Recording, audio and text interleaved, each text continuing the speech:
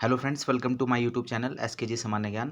आप हमारे चैनल को सब्सक्राइब करें, बेल आइकन जरूर प्रेस करें। डब्ल्यूसीडी का जो बजट में नई नई जो योजनाएं आई हैं उसके बारे में आज हम इस वीडियो में डिस्कस करेंगे, लेकिन उससे पहले थोड़ा पेंशन के बारे में बात कर लें। तो अब जो 2022-23 के जो बजट में है, हिमाचल प्रदेश सरकार ने जो 850 रुपये जो पेंशन मिला करती थी, अब उसको बढ़ाकर 1000 रुपये कर दिया है। जो पेंशन 1500 मिलती थी, अ, उसको बढ़ाकर अब 1700 रुपये, 1700 रुपये जो है वो कर दिया है। और जिनको 1000 रुपये पेंशन मिलती थी, अब उनकी पेंशन 1150 यानी कि 1150 रुपये जो है वो हो जाएगी।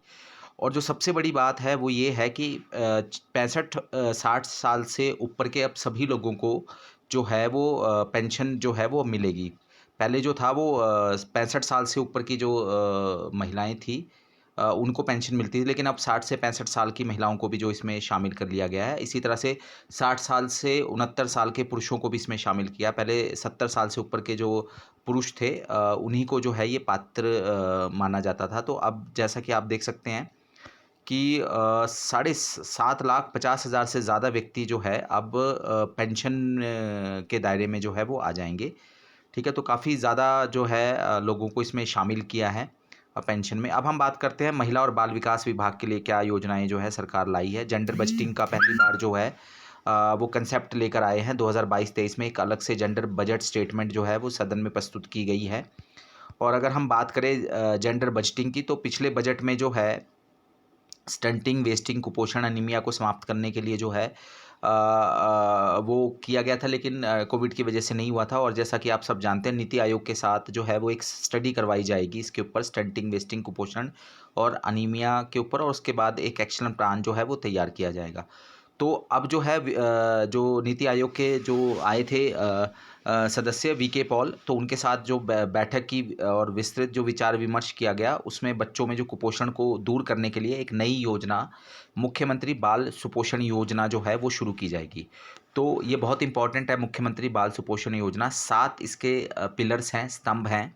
वो 7 पिलर्स हम देख ले सकते हैं। जैसे कि पहला है बच्चों में शारीरिक वृद्धि को जो 2 बीमारियां हैं, डायरिया और निमोनिया, उसका पता लगाना और उसका उपचार करना।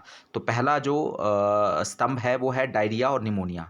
ठीक है, इसको दूर करना है और इसका उपचार करना है। पहले इसका पता लगाना है और इसका उपचार करना, तो ये पहला स्तंभ है। दूसरा, जो कम वजन वाले नवजात शिशु हैं और कुपोषण से जो संभावित या प्रभावित होने वाले बच्चे हैं, उनकी जो है स्वास्थ्य की निगरानी और समीक्षा, ये दूसरा हमारा स्तंभ है। तीसरा है पूरक पोषाहार के लिए प्रोटीन युक्त आहार। तो चाहे वो नॉन वेज हो सकता है, चाहे वो अंडा दिया जा सकता है, या प्रोटीन में जो पनीर वगैरह, तो इस तरह का कोई कंसेप्ट जो है वो चलाया जा सकता है, या जैसे सोयाबीन वगैरह का कुछ भी। चौथा जो स्तंभ है वो है बच्चों, गर्भवती धात्री में अनीमिया का उपचार के लिए विशेष प्रयास करना। तो एक ये है हमारा जो है चौथा जो स्तंभ है। पांचवा स्तंभ है जो हाई ब्लड प्रेशर है, उच्च रक्तचाप और अनीमिया से जो गर्भवती और धात्री महिलाएं हैं, उनकी समय रहते पहचान करना और उसका उपचार करना। छठा पिलर है कुपोषित बच्चों का सही उपचार। और सातवां है आईसी और मॉनिटरिंग पर विशेष बल। तो ये 7 स्तंभ हैं। ठीक है, डायरिया, निमोनिया, इसके अलावा कम वजन वाले नवजात और कुपोषण की निगरानी, ठीक है, समीक्षा, प्रोटीन युक्त भोजन, पूरक पोषाहार में शामिल करना, बच्चों, गर्भवती धात्री में अनीमिया का उपचार, हाई ब्लड प्रेशर और अनीमिया से पीड़ित गर्भवती धात्री का समय रहते पहचान और उपचार, कुपोषित बच्चों का सही उपचार, आईसी और मॉनिटरिंग पर विशेष बल। ठीक है, तो और इसके लिए जो है ये 3 डिपार्टमेंट्स पे बहुत ज़्यादा जोर दिया गया है, महिला और बाल विकास विभाग, स्वास्थ्य विभाग और प्रारंभिक शिक्षा विभाग यानी एलिमेंट्री डिपार्टमेंट। ये इनके तीनों के तालमेल से चलेगा और समन्वय से चलेगा ये। ठीक है, और जो आपस में इनका संवाद होगा। ठीक है, और इसका जो है एक इंडिकेटर बनाएंगे, सूचकांक बनाएंगे। ठीक है, सुदृढ़ इंटरफेस पोर्टेबिलिटी। ठीक है, तो एक ये और एक डाटा इंटर ऑपरेटिबिलिटी, तो इसको सुनिश्चित किया जाएगा। और मॉनिटरिंग मैकेनिज्म जो है वो 2 माह के अंदर अंदर जो है वो जारी कर दिया जाएगा। इसके अलावा मुख्यमंत्री बाल सुपोषण योजना में 65 करोड़ रुपए का जो है वो बजट रखा गया है, और भारत सरकार भी इसमें अलग से जो है वो राशि जो है सहयोग देगी। इसके अलावा सबसे बड़ी बात है पोषण 2 सेकंड जो है शुरू है, आंगनवाड़ी और पोषण 2 योजना शुरू हो गई है। तो जैसा कि आप सब जानते हैं 18,925 आंगनवाड़ी केंद्र हैं, जिसमें से सिर्फ और सिर्फ 2,138 आंगनवाड़ी केंद्र ही डिपार्टमेंट की बिल्डिंग में चल रहे हैं। तो इस वर्ष 1,000 नए आंगनवाड़ी भवन का निर्माण किया जाएगा।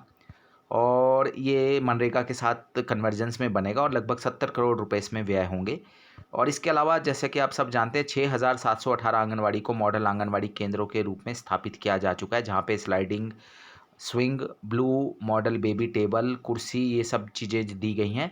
तो बाकी जो बचे हुए 12,207 आंगनवाड़ी केंद्र हैं, वहाँ पर भी जो है ये मॉडल आंगनवाड़ी केंद्र बनाए जाएंगे, यानी कि वहाँ पर भी जो ये फिसल पट्टी जिसको हम कहते हैं, स्लाइड, इसके अलावा झूला जो स्विंग है, और ब्लू मॉडल बेबी जो टेबल है, टेबल, ये सब आंगनवाड़ियों में आ चुके हैं, कुर्सियाँ, ये सब जो है आएंगे और इस पे 32 करोड़ रुपए जो है वो खर्च होंगे। इसके अलावा जो विधवा पुनर्विवाह योजना है, उसमें अब तक 50,000 रुपये की अनुदान राशि प्रति दंपत्ति देते थे, तो उसको 50,000 से बढ़ाकर इस बजट में 65,000 रुपये किया गया है। इसके अलावा अगर हम बात करें मुख्यमंत्री बाल उद्धार योजना, तो जो बाल बालिका आश्रम में बच्चे जब निकलते हैं, आश्रम छोड़ते हैं, तो अपनी पढ़ाई जारी नहीं रख पाते, तो उनको जो है वो स्वरोजगार के लिए 20,000 रुपये दिए जाते थे, तो उसको भी जो बढ़ाकर अब जो है वो 35,000 रुपये किया गया है। इसके अलावा जो है मुख्यमंत्री असहाय बाल पुनर्वास योजना भी जो है वो इस वर्ष शुरू की जाएगी। इसके अलावा जैसा कि आप सब जानते हैं कि बाल देखभाल संस्थान यानी चाइल्ड केयर इंस्टीट्यूट जो डीसीपीयू के अंतर्गत चलते हैं, जिला बाल संरक्षण इकाइयाँ डीसीपीयू, इसके अलावा वृद्ध आश्रम वगैरह, जहाँ यहाँ पर जो जो भी कर्मी जो काम करते हैं, तो उनको अब टॉपअप का प्रावधान किया गया है उनके मानदेय में। तो ये टॉपअप या मानदेय वृद्धि जो है भारत सरकार की दरों, जब तक वो संशोधन नहीं करती तब तक राज्य सरकार जो है थोड़ा-थोड़ा उनका मानदेय टॉपअप के द्वारा जो है वो बढ़ाएगी। तो ये कुछ योजनाएँ थी जो कि महिला और बाल विकास विभाग पे, इस पे पूरा का पूरा फोकस जो है इस बार पोषण अभियान पे रहेगा और पोषण 2 पे रहेगा, और इसमें 3 डिपार्टमेंट का बहुत बड़ा रोल रहेगा। इसके अलावा जो पेंशन में के लिए जो एलिजिबिलिटी अब 60 साल से ऊपर कर दी गई है, तो ये एक बहुत बड़ा कदम है। और पेंशन भी जो 850 से 1,000, 1,000 से बढ़ाकर 1,150 और 1,500 से बढ़ाकर 1,700, यानी 1,500 से बढ़ाकर 1,700 रुपये की गई है। तो अब जो है लगभग 7,50,000 लोग जो है वो टोटल जितनी भी अलग अलग प्रकार की जो पेंशनें हैं उसमें जो है वो शामिल होंगे। तो ये बजट से जुड़े भी कुछ चीज़ें हैं।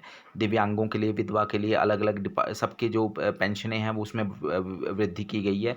जैसे विधवा एकल नारी है 70 वर्ष से ज़्यादा, तो जो 700 रुपये से बढ़ाकर उसको 1,000 किया गया है, ठीक है?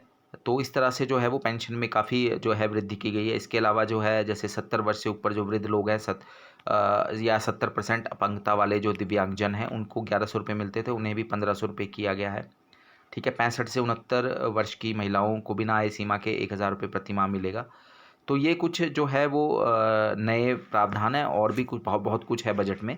तो धन्यवाद, थैंक यू।